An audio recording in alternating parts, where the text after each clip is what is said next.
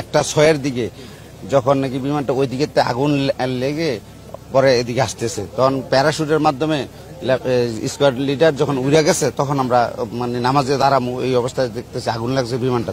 তখন আইসা প্যারাশুটটা এই গাছের মধ্যে আটকে গেছিল।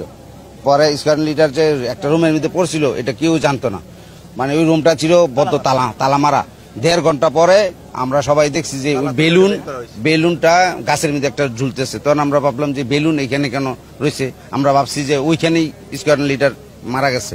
তখন স্কোয়াড লিডার যখন ওইখানে মারা গেছে মনে করছি, তখন তো এদিকে আর আমরা এতই প্যারাসাদ নিয়ে নেই, আমরা ওইদিকে নিয়ে ব্যস্ত, পানি টানি বালি টালি নিয়ে ওইদিকে আগুন নিবানোর অনেক চেষ্টা করতেছি।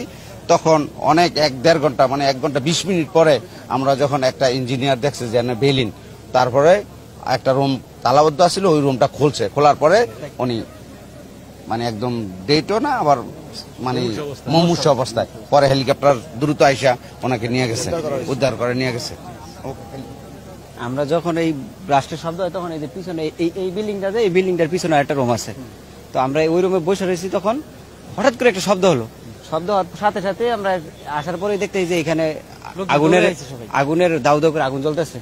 তখন আমরা সর্বপ্রথমে আমরা এলাকার লোকজন আসার পরে আমরা ওই সাইডে এই 2 তলার আরেকটা গেট আছে ওই সাইড দিয়ে, ওই গেটটা আমরা বের করে ছাত্রছাত্রী কিছু আমরা বের করার সাথে সাথে তখন এখানে আসার সাথে সাথে আবার আগুনের আরো লেলি বের হয়ে আসে। বের হওয়ার সাথে সাথে সবাই আবার দূরে চলে যায়, কিন্তু আমরা সর্বপ্রথম যে পারছি পানি দিয়ে আমরা নিবানোর চেষ্টা করছি। সর্বপ্রথম এখানে আসছে হচ্ছে সেনাবাহিনীর আসার মনে হয় 5-10 মিনিটের ভিতরে আবার আসছে ফায়ার সার্ভিস।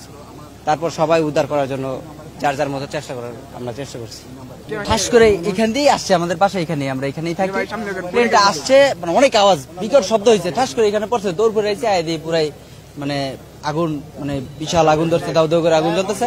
তৎক্ষণাৎ সাথে সাথে বাল্টি বাল্টি নিয়ে যেভাবে পারছি লোকেদের সাথে পানি টেনে দিছি, এতটুকুই। একটা 6-এর দিকে মানে আগুন ধরছে এখান থেকে আরো প্রায় 5-7 কিলোমিটার দূর থেকে দৌড়, ওইখান থেকে আগুন ধরার অবস্থা, আকাশী আগুন ধরার অবস্থায় প্লেনটা আসতেছিল। তখন আমরা মানে ওইভাবে বুঝতে পারি নাই। আসার পরে আমরা আমাদের ইমাম সাহেব নামাজে দাঁড়াইছিলাম, ইমাম সাহেব বলতেছে ভাই মালয়েশিয়াতে প্লেন পড়ছে। কিসের প্লেন পড়ছে? যে শব্দ হয়েছে মনে হয়েছে চালে কেউ ঢিল দিয়েছে, এরকম শব্দ পাইছি আমরা।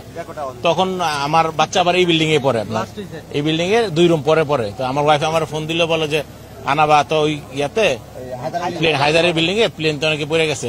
তখন আমি বললাম দ্রুত যাও। তখন আমিও ফরজ শেষ করে দ্রুত আসছি, এসে দেখি আপনার বিল্ডিং এর সামনে আগুন জ্বলতেছে। আমার মেয়ে, হ্যাঁ মেয়ে ছিল, এখন সুস্থ আছে।